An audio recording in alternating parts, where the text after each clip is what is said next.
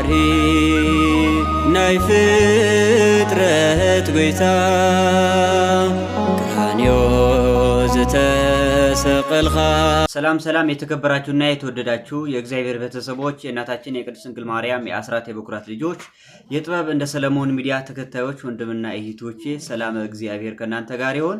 እንደምን ዋላችሁ? እንደምን ለሰዓት አደረሳችሁ? አሜን። አምላካችን ቅዱስ እግዚአብሔር ስሙ የተከበረና የተመሰገነ ይሁንልን። እንኳን ለመጻጉዕ በሰላም አደረሳችሁ አደረሰን። አሁን ስለ መጻጉዕ ምን ማለት ነው የሚለውን እንማራለን ወይም ደግሞ መምህራችን መምህር ዘበነ ለማ በደንብ አድርገው ያስተምሩናል። እናንተ ደግሞ እስከ መጨረሻ መጻጉዕ ምን ማለት እንደሆነ ከመጻጉዕ ብዙ ነገር ስለምንማር ሁላችንም እስከሚያልቅ ስብከቱ እስከሚያልቅ እስከ መጨረሻ ስሙት። ሰላም እግዚአብሔር ከናንተ ጋር ይሁን። አሁን ወደ መምህራችን ወደ መምህር ዘበነ። መጻጉዕ ዮሐንስ ወንጌል ምዕራፍ 5 ላይ እንደምትመለከቱት በበጎች በር ወይም በመመላለሻ ስፍራ ቤተሳይል በተባለው እነሆ በዛ ስፍራ ላይ አንድ የጸበል ስፍራ ነበር ይላል ወንጌላዊ ዮሐንስ ሲጽፍ። በዛ የጸበል ስፍራ በርካታ ህሙማን ይሰበሰባሉ፣ እውራን ይሰበሰባሉ፣ አንካሶች ይሰበሰባሉ፣ ለምጻሞች ይሰበሰባሉ፣ ደዌ ያለበት ሁሉ ይሰበሰባል። በጣም የሚያሳዝን ሰው ግን 38 ዓመት ሙሉ በዛ ተኝቷል። ዘመዶቹ በአልጋ አምጥተው አስተኝተውታል። ወደ ጸበሉ ስፍራ መግባት አልቻለም። ምክንያቱም የእግዚአብሔር መልአክ ከሰማይ ይወርድና አንድ ጊዜ ሲባርከው ጸበሉ ሁሉ እነሆ ይናወጻል። ያኔ ቀድሞ የገባ ሁሉ ከደዌ ይፈወሳል ይላል። እግዚአብሔር መልአክትን ይላክልን በጸበልም ኃይል ሁላችን ያድነን ዘንድ ቅዱስ ፍቃድ ይሁንልን። ያ ሰው ግን መግባት አልቻለም ወገኖቼ። ከዛ አንድ ቀን ጌታ ወደዛ ስፍራ መጣ። ልትድን ትወዳለህ አለው። እሱም ምን አለ? ሰው የለኝም እንጂ አለ። ብዙ ጊዜ በሰዎች የሚመኩ ሰዎች አሉ። በሰው የሚታመን ሰው አለ። በሰው ከመታመን በእግዚአብሔር መታመን ይሻላል። ሲያየው ጌታ የ30 ዓመት ጎልማሳ ነው። አብሮት ሰው አለ። ነገ ጠዋት መልአኩ ወርዶ ውሃውን ሲያናውጸው አንዱን ያዝልኝና ሂድና ይሄን ነገ ጠዋት አምጥተ አጥምቀው ከዛ በኋላ ወደ ጸበሉ አስገባው ይድናል ይለኛል ብሎ አስቧል። ሰው የለኝም አለ። ጌታችን ኢየሱስ ክርስቶስ በጸበልም ያድናል በቃሉም ያድናል። ክብርና ምስጋና ለስም አጠራሩ ይድረሰውና ሰው የለኝም አትበል፣ ተነስ አልጋህን ተሸከም አለው።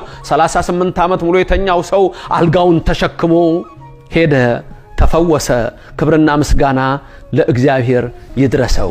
ይሄን ሳምንት አባቶቻችን ሲወስኑ እነ ቅዱስ ያሬድ ይሄን ቀን ሲያስቡት አባቶቻችን በዚህ ቀን እኛም ዛሬ መጻጉዕ ብለን ስናስብ ከማናቸውም ደዌ እንድን ዘንድ ነው። በዚህ ሰዓት ይሄን ቃል የምትሰሙ የተለያየ ህመም፣ የተለያየ ደዌ፣ የተለያየ ስቃይ፣ የተለያየ ፈተና ያለባችሁ እግዚአብሔር ሁሉን ማድረግ ይችላል። እግዚአብሔር ድንቅ አምላክ ነው። አንዳንድ ጊዜ ከልባችን ክፋት የተነሳ አንዳንዴ ነገሮች ሊረዝሙብን ይችሉ ይሆናል። ወይም ደግሞ እግዚአብሔር ምክንያት ይኖረዋል። ጊዜ ገቢር ለእግዚአብሔር የሚያድንበት ቀን አለው፣ የሚፈውስበት ቀን አለው።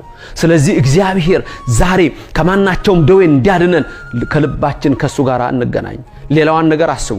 የእግዚአብሔር መልአክ ተራዳኢ ናቸው። የእግዚአብሔር መልአክ ወርዶ ጸበሉን ይባርከዋል። የኦርቶዶክስ ጸበል ዛሬ በእግዚአብሔር መልአክት የሚባረኩ ናቸው። አንዳንዶች ስለ ጸበል ላይገባቸው ይችላል። እኛ ግን ይገባናል። በዮሐንስ ወንጌል እንደተጻፈ በነገስት ምዕራፍ 5 ሁለተኛ ነገስት ምዕራፍ 5 እነሆ ንዕማን እንደተፈወሰ ዛሬም ይሄንን የምናስብ ሰዎች ነን። ኦርቶዶክስ ቤተክርስቲያን ሙሉ በሙሉ መጽሐፍ ቅዱስ የሚፈጸምባት ቤተክርስቲያን ስለሆነች ሁለት ጸበል ራሱ እንደሚፈውስ እንመለከታለን። ሌላው እግዚአብሔር ደግሞ በራሱ እነሆ ተነሽ ብሎ የሚያድን አምላክ ነው። አራተኛው ሳምንት መጻጉዕ ይባላል።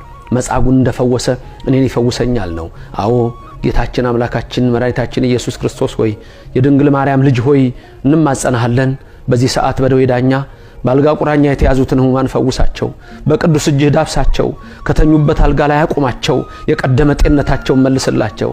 አሜን። ጌታ ሆይ መልስልን። መጻጉዕን በ38 ዓመቱ ሙሉ በሰው ሲመካ የነበረውን አንተ መተህ እንዳዳንከው እኛንም ከሰው ትምክህት አውጣን። አንተ ውረድልን፣ አንተ ዳብሰን፣ አንተ አድነን። አምላክ ሆይ ትችላለህ። አሜን። ለሁላችንም አድርግልን። የእናንተ ምልጃ አይለየን። አሜን። በእውነት ስለ መጻጉዕ መምህራችን መምህር ዘበነ በደንብ አድርገው አስተምረውናል። ስለዚህ እግዚአብሔር አምላክ እድሜና ጤና ይስጦት፣ ያገልግሎት ዘመኖትን ይባርክሎት። ፈጣሪ እኛን ደግሞ ቃሉን ሰምተን 30 60 100 ያፈራ ፍሬ እንድናፈራ እግዚአብሔር አምላካችን ይርዳን። ስለሰማችሁት በእውነት እግዚአብሔር አምላክ ጸሎታችሁ ይስማችሁ። ሁላችንም ይህ ሚዲያ ለእናንተ ብዙ ነገር ይዞ የሚቀርብ ስለሆነ እናንተ ደግሞ ሰምታችሁ ለሌሎቹ ደግሞ ሼር አድርጉላቸው እንዲሰሙት እንዲማሩበት። ሰላም እግዚአብሔር ከእናንተ ጋር ይሁን። ሰላም ሁኑ።